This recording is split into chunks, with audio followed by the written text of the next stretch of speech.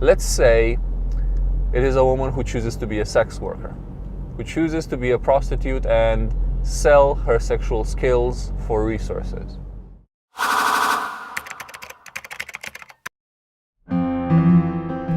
Good morning, dear listener.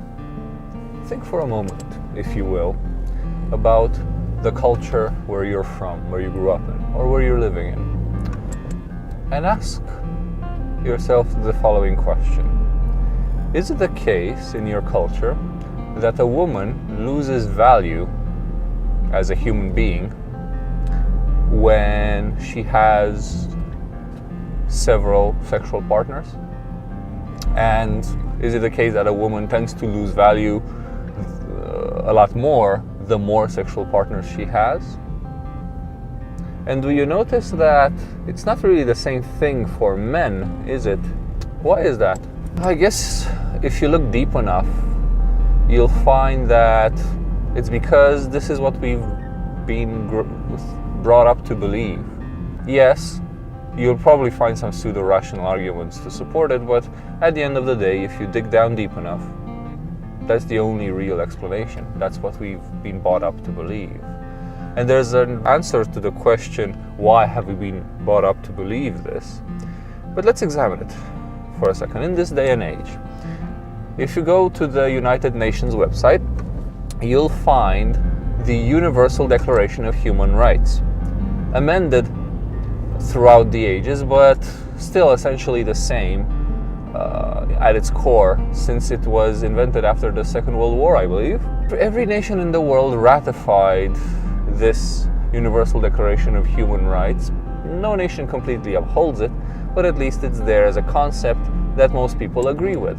In the context of the Universal Declaration of Human Rights, how does you lose rights as a human? You lose some of your humanity, some of your value, some of the respect due to you, some of your chance of happiness if you have several sexual partners. How does that fare? I wouldn't think it fares very well, does it?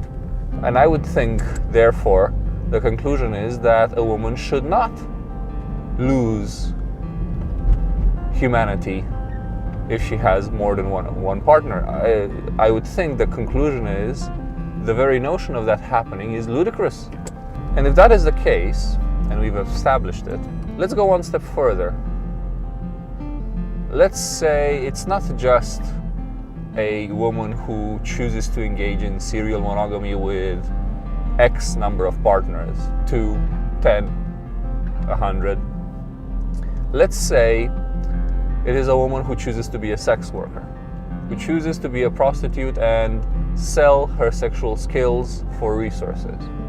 Does she therefore lose value as a human? Now we're getting into a more murky territory, aren't we? Because while I believe there are some of you who readily agree, well, no, a woman should not lose value as a human if she has several sexual partners. Some of you behind the scenes would say, yeah, but I wouldn't marry such a woman. Shame on you. How about a woman who chooses to be a prostitute?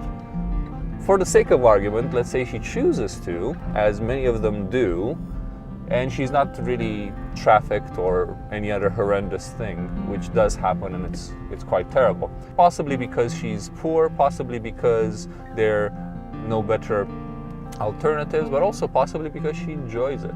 How's that? Does she therefore become subhuman because she chose this occupation? I'm gonna go out on a limb and say no, she does not. We do not discriminate based on sexual preferences. That woman, gender woman, could be gay, could be transsexual, could be bisexual. She could have no partners, one partner, many partners. She could choose to engage in an occupation professionally or do it as a hobby. All of these things do not make her less than human. There are very few things in the world who would make a human less than human. And you have to question yourself, which would those things be? I would prefer not to go down that route, because we go into very murky and terrible human behavior, but I would put it to you that neither multiple sexual partners or few sexual partners or engaging in it for money do count for subhuman. Have a think.